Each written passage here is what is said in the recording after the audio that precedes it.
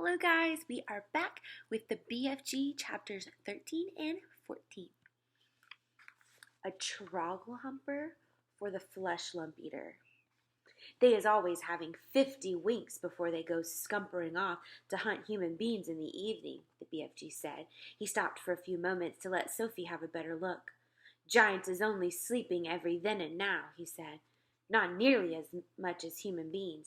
Human beings is crazy for sleeping. Is it ever occurring to you that a human being who is 50 is spending about 20 years sleeping fast? I must admit it never occurred to me, Sophie said. You should allow it to occur to you, the BFG said. Imagine it, please. This human being who says he is 50 has been fast asleep for 20 years and is not even knowing where he is, not even doing anything, not even thinking. It's a funny thought, Sophie said. Exactly, the BFG said. So what I is trying to explain to you is that a human being who says he is 50 is not 50. He is only 30. What about me? Sophie said. I am 8. You is not 8 at all, the BFG said. Human being babies and little chidlers is spending half their time sleeping, so you is only 4. I'm 8, Sophie said. You may think you is 8, the BFG said, but you have spent 4 years of your life with your little eyes open. You is only 4, and please stop higgling me. Titchy little snapper whippers like you should not be higgling around with an old sage and onions who is hundreds of years more than you. How much do giants sleep? Sophie asked. They is never wasting much time snoozling, the BFG said. 2 or 3 hours is enough. When do you sleep? Sophie asked. Even less, the BFG answered. I is sleeping only once in a blue baboon. Sophie, peeping out from her pocket, examined the 9 sleeping giants. They looked even more grotesque now than when they were awake. Sprawled out across the yellow plain, they covered an area about the size of a football field. Most of them were lying on their backs with their enormous mouths wide open, and they were snoring like foghorns. The noise was awful. Suddenly, the BFG gave a jump in the air. By gum frog, he said, I is just having the most wopsy whiffling idea. What? Sophie said. Wait, he cried. Hold your horse feathers. Keep your skirt on. Just you wait to see what I is going to bring about. He galloped off fast to his cave with Sophie hanging on tight to the rim of his pocket. He rolled back the stone. He entered the cave. He was very excited. He was moving quickly. You stay where you is in my pocket, Huggy Bee, he said. We is doing this lovely bit of buck swashling both together. He laid aside the dream-catching net, but hung on to the suitcase. He ran across to the other side of the cave and grabbed the long trumpet thing, the one he had been carrying when Sophie had first seen him in the village. With the suitcase in one hand and the trumpet in the other, he dashed out of the cave. What is he up to now? Sophie wondered. Peep your head up good, the BFG said. Then you will get a fine winkle of what is going on. When the BFG came near to the sleeping giants, he slowed his pace. He began moving softly. He crept on his toes towards the ugly brutes. They were still snoring loudly. They looked repulsive, filthy, diabolical. The BFG tiptoed around them. He went past the gizzard gulper, the blood bottler, the meat dripper, the child chewer. Then he stopped. He had reached the flesh lump eater. He pointed at him. Then he looked down at Sophie and gave her a big wink. He knelt on the ground and very quietly he opened the suitcase. He took out of the glass jar containing the terrible nightmarish troggle humper. At that point, Sophie guessed what was going to happen next. Ouch, she thought. This could be rather dangerous. She crouched lower in the pocket so that only the top of her head and her eyes were showing. She wanted to be ready to duck out of sight very fast should anything go wrong. They were about 10 feet away from the flesh lump eater's face. The snorting noise he was making was disgusting. Every now and again, a big bubble of spit formed between his 2 open lips. Then it would burst with a splash and cover his face with saliva. Taking infinite care, the BFG unscrewed the top of the glass jar and tipped the squiggly, squirming, fainting scarlet troggle humper into the wide end of his long trumpet. He put the other end of the trumpet to his lips. He aimed the instrument directly at the flesh lump eater's face. He took a big breath, puffed out his cheeks, then whew, he blew. Sophie saw a flash of pale red go darting towards the giant's face. For a split second it hovered over above the face. Then it was gone. It seemed to have been sucked up to the giant's nose, but it had all happened so quickly. Sophie couldn't be sure. "We had better be skittling away quick to where it is safe," the BFG whispered. He trotted off for about 100 yards, then he stopped. He crouched low to the earth. "Now," he said, "we is waiting for the gun and flames to begin." They didn't have long to wait.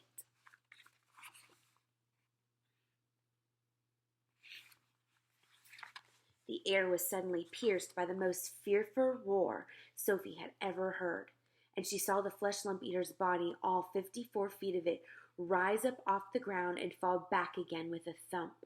Then it began to wriggle and twist and bounce about in the most violent fashion. It was quite frightening to watch. "Ah!" roared the flesh lump eater. "Ah! Oh!" "He's still asleep," the BFG whispered. "The terrible troggle-humping nightmare is beginning to hit him." "Serves him right," Sophie said. She could feel no sympathy for this great brute who ate children as though they were sugar lumps. "Save us!" screamed the flesh lump eater, thrashing about madly. "He's after me! He's getting me!" The thrashing of limbs and the waving of arms became more violent by the second. It was an awesome thing to watch such a massive creature having such mighty convulsions. "It's Jack!" bellowed the flesh lump eater. "It's the grewful, gruncious Jack! Jack is after me! Jack is whack crackling me! Jack is spike sticking me! Jack is splash plunking me! It is the terrible fright swiping Jack!"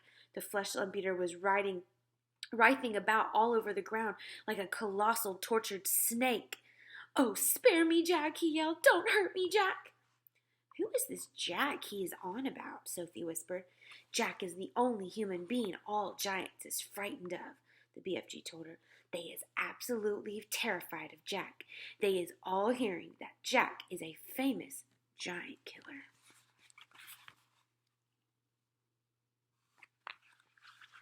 "Save me!" screamed the flesh lump eater. "Have mercy on this poor little giant.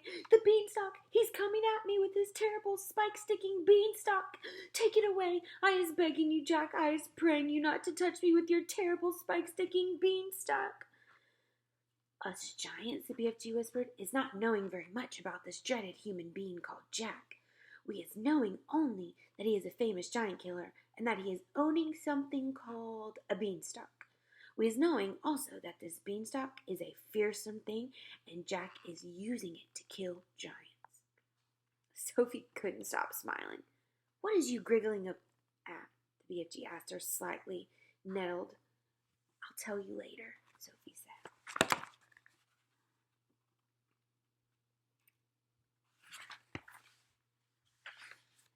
The awful nightmare had now gripped the great brute to such an extent that he was tying his whole body into knots.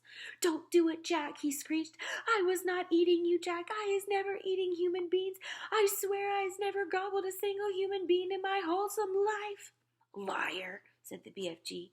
Just then, one of the flesh lump eater's flailing fist caught the still fast asleep, meat-dripping giant smack in the mouth. At the same time, one of his ferociously thrashing legs kicked the snoring, gizzard-gulping giant right in the guts. Both the injured giants woke up and leaped to their feet. "He is swiping me right in the mouth," yelled the meat dripper. "He is bung-swaggling me smack in the guts," shouted the gizzard-gulper. The two of them rushed at the flesh lump eater and began pounding him with their fists and feet. The wretched flesh lump eater woke up with a bang. He woke up straight from one nightmare into another. He roared into battle, and in the bellowy, thumping rough and tumble that followed, one sleeping giant after another either got stepped on or kicked. Soon all 9 of them were on their feet, having the most almighty free-for-all.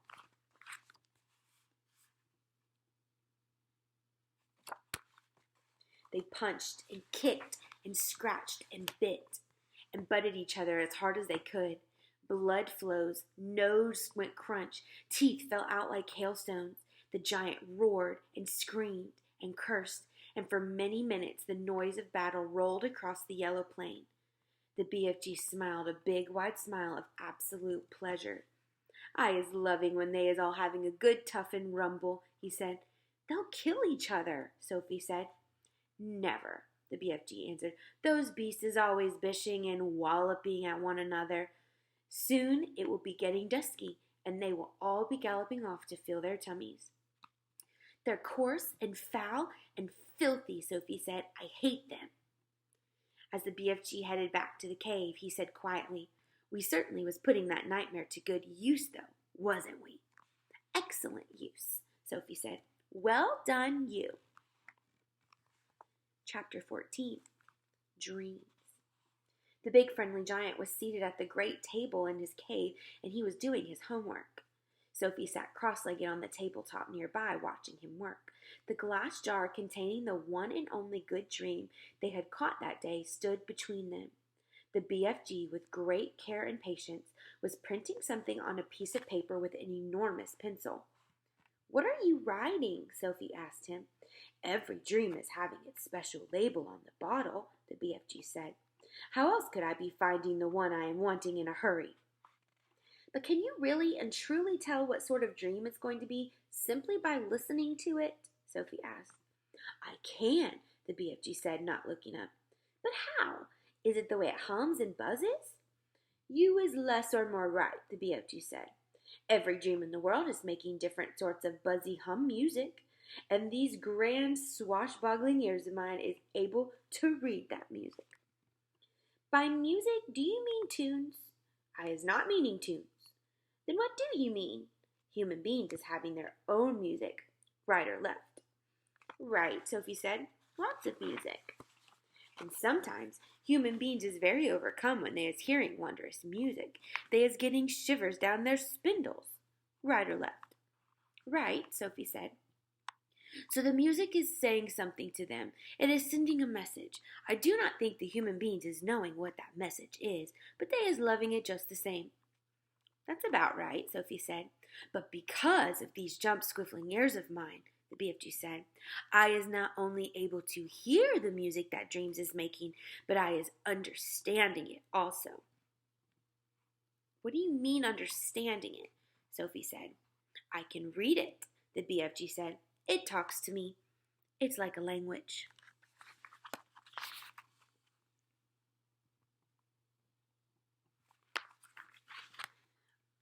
"I find that a little hard to believe," Sophie said. "I'll bet you is also finding it hard to believe in quagwinkles," the BFG said, "and how they is visiting us from the stars." "Of course I don't believe that," Sophie said. The BFG regarded her gravely with those huge eyes of his. "I hope you will forgive me," he said, "if I tell you that human beings is thinking they is very clever, but they is not. They is nearly all of them not munchers and squeak pips." "I beg your pardon?" Sophie said. "The matter with human beings," the BFG went on, "is that they is absolutely refusing to believe in anything unless they is actually seeing it right in front of their own schnozzles. Of course, quagwinkles is existing. I is meeting them often. I is even chittering to them." He turned away contemptuously from Sophie and resumed his writing. Sophie moved over to read what he had written so far. The letters were printed big and bold and were not very well formed. Here's what it said. "This dream is about how I is saving my teacher from drowning. I is diving into the river from a high bridge, and I is dragging my teacher to the bank, then I is giving him the kiss of death."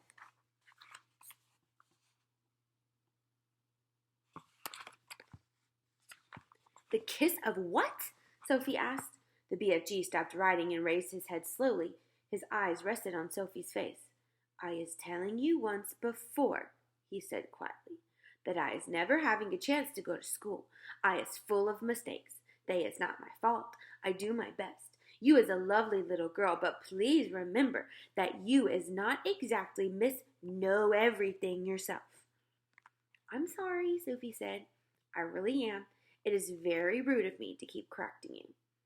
The BFG gazed at her for a while longer. Then he bent his head again to his slow, laborious writing. "Tell me honestly," Sophie said, "if you blew this dream into my bedroom when I was asleep, Would I really and truly start dreaming about how I saved my teacher from drowning by diving off a bridge? More, the BFG said. A lot more. But I cannot be squiggling about the whole dream on a titchy piece of paper. Of course there is more. The BFG laid down his pencil and placed one massive ear close to the jar. For about 30 seconds he listened intently. Yes, he said, nodding his great head solemnly up and down. This dream is continuing very nice. It has a very Dory Hunky ending. How does it end? Sophie said. Please tell me. You would be dreaming, the BFG said, that the morning after you was saving the teacher from the river, you was arriving at school and you was seeing all the 500 pupils sitting in the assembly hall and the teachers as well. And the head teacher is then standing up and saying, I is wanting the whole school to give 3 cheers for Sophie because she is so brave and is saving the life of our fine arithmetic teacher, Mr. Figgins, who was unfortunately pushed off the bridge into the river by our gym teacher, Miss Amelia Upscotch. So 3 cheers for Sophie. And the whole school is then cheering like mad and shouting, Bravo, well done. And forever after that, even when you is getting your sums all gun-swiggled and muggled up, Mr. Figgins is always giving you 10 out of 10 and writing good work, Sophie, in your exercise book. Then you was waking up. I like that dream, Sophie said. Of course you like it, the BFG said. It is a fizz wizard. He licked the back of the label and stuck it on the jar. I was usually writing a bit more than this on the labels, he said, but you was watching me and making me jump, see. I'll go sit somewhere else, Sophie said. Don't go, he said. Look in the jar carefully, and I think you will be seeing this dream. Sophie peered into the jar, and there, sure enough, she saw the faint, translucent outline of something about the size of a hen's egg. There was just a touch of color in it, a pale sea green, soft and shimmering, and very beautiful. There it lay, this small oblong sea green jellyish thing at the bottom of the jar, quite peacefully, but pulsing gently, the whole of it moving in and out ever so slightly, as though it were breathing. It's moving, cried Sophie. It's alive. Of course it's alive. What will you feed it on? Sophie asked. It is not needing any food, the BFG told her. That's cruel, Sophie said. Everything alive needs food of some sort, even trees and plants. The north wind is alive, the BFG said. It is moving. It touches you on the cheek and on the hand, but nobody is feeding it. Sophie was silent. This extraordinary giant was disturbing her ideas. He seemed to be leading her towards mysteries that were beyond her understanding. A dream is not needing anything, the BFG went on, and if it is a good one, it is waiting peaceably forever until it is released and allowed to do its job. If it is a bad one, it is always fighting to get out. The BFG stood up and walked over to the many shelves and placed the latest jar among the thousands of others. Can I please see some of the other dreams? Sophie asked him. The BFG hesitated. Nobody's ever seen them before, he said. But perhaps after all I is letting you have a little peep. He picked her up off the table and stood her on the palm of one of his huge hands. He carried her towards the shelves. Over here is some of the good dreams, he said. The fizz wizards. Would you hold me closer so I could read the labels? Sophie said. My labels is only telling bits of it, the BFG said. The dreams is usually much longer. The labels is just to remind me. Sophie started to read the labels. The first one seemed long enough for her. It went right around the jar, and as she read it, she kept having to turn the jar. This is what it said. Today I is sitting in class, and I discover that if I is staring very hard at my teacher in a special way, I is able to put her to sleep. So I keep staring at her, and in the end, her head drops on her desk, and then she goes fast asleep and snorkles loudly. Then in marches the head teacher, and he shouts, Wake up, Miss Plumridge! How dare you go to sleep in class? Go fetch your hat and coat and leave this school forever. You is sacked. But in a jiffy, I is putting the head teacher to sleep as well, and he is just crumples slow to the floor like a lump of jelly, and there he lies in all a heap and starts snorkeling even louder than Miss Plumridge, and then I is hearing my mummy's voice saying, Wake up, your breakfast is ready. What a funny dream, Sophie said. It's a ring beller, the BFG said. It's whoopsie. Inside the jar, just below the edge of the label, Sophie could see the putting to sleep dream lying peacefully on the bottom, pulsing gently, sea green like the other one, but perhaps a trifle larger. Do you have separate dreams for boys and for girls? Sophie asked. Of course, the BFG said. If I was giving a girl dream to a boy, even if it was a really whoopsie girl's dream, the boy would be waking up and thinking, that was a rock-bungling, Greek-sludging old dream that was. Boys would, Sophie said. These here's is the girls' dreams on this shelf, the BFG said. Can I read a boy's dream? You can, the BFG said, and he lifted her to a higher shelf. And the label on the nearest boy's dream jar read as follows. I is making myself a marvelous pair of suction boots, and when I put them on, I is able to walk straight up to the kitchen wall and across the ceiling. Well, I is waking upside down on the ceiling when my big sister comes in, and she is starting to yell at me, as she always does, yelling, what on earth is you doing up there, walking on the ceiling? And I looks down at her, and I smiles, and I said, I told you was driving me up the wall, and now you done it.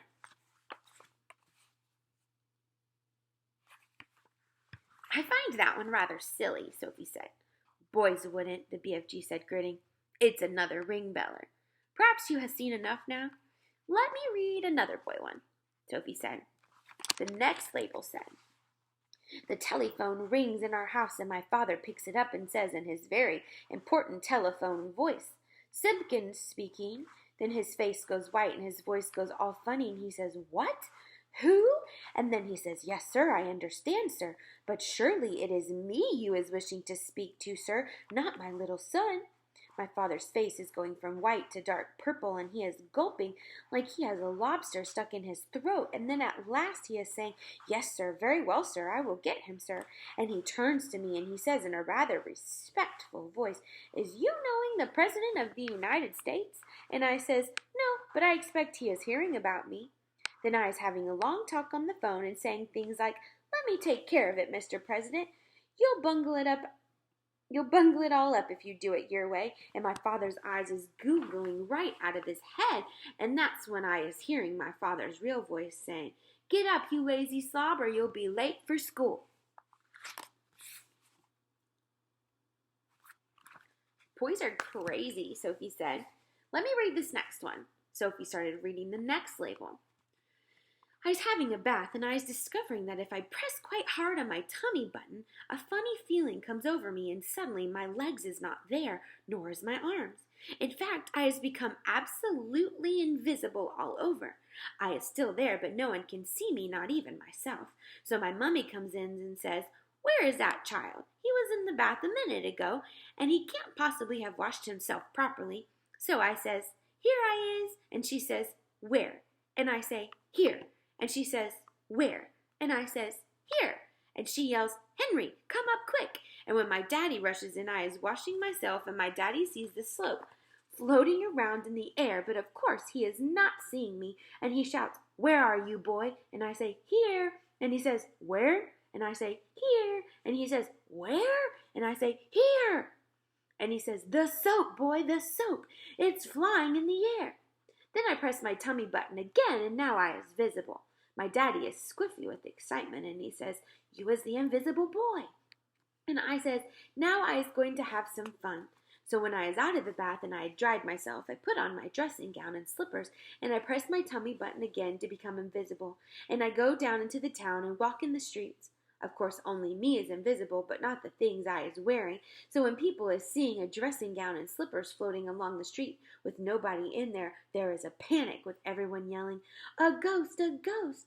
And people is screaming left and right, and the big, strong policeman is running for their lives. And best of all, I see Mr. Grummet, my algebra teacher, coming out of a pub, and I float up right to him and say, boo. And he lets out a frightsome howl and dashes back into the pub, and then I is waking up and feeling happy as a whiff squiddler.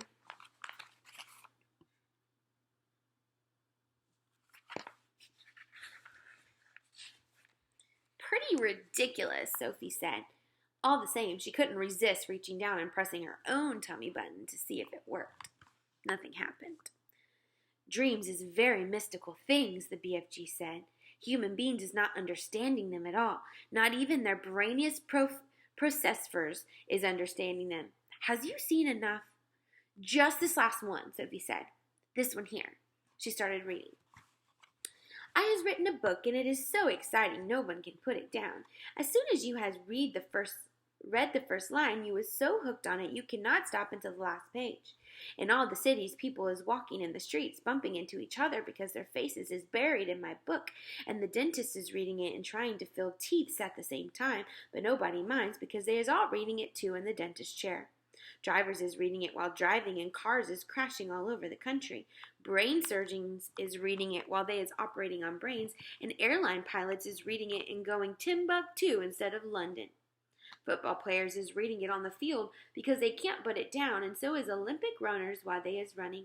Everyone has to see what is going to happen next in my book, and when I wake up, I am still tingling with excitement at being the greatest writer the world has ever known until my mummy comes in and says, I was looking at your English exercise book last night, and really your spelling is atrocious, and so is your punctuation.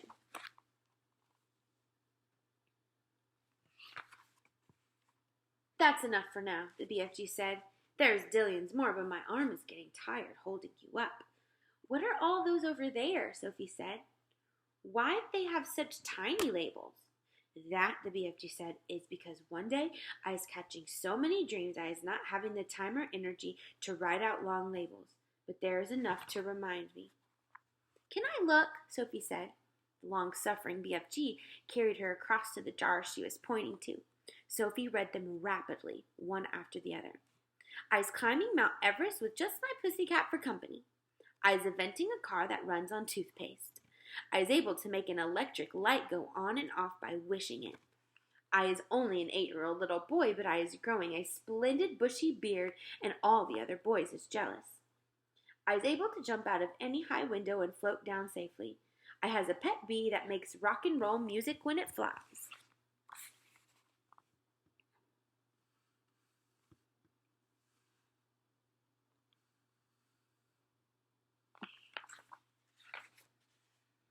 What amazes me is how you ever learned to write in the first place, Sophie said. Said the BFG. I has been wondering how long it is before you is asking me that. Considering you never went to school, I think it's quite marvelous, Sophie said. How did you learn? The BFG crossed the cave and opened a tiny secret door in the wall. He took out a book, very old and tattered. By human standards, it was an ordinary-sized book, but it looked like a postage stamp on his huge hand. One night, he said, I was blowing a dream through a window and I seized this book lying in the little boy's bedroom table. I wanted it so very badly, you understand, but I was refusing to steal it. I would never do that. So how did you get it? Sophie asked. I borrowed it, the BFG said, smiling a little. Just for a short time I borrowed it. How long have you had it? Sophie asked. Perhaps only about 80 years, the BFG said. Soon I shall be putting it back. And that's how you taught yourself to write? Sophie asked him. I is reading it hundreds of times, the BFG said, and I is still reading it and teaching myself new words and how to write them. It is the most scrumdiddlyumptious story.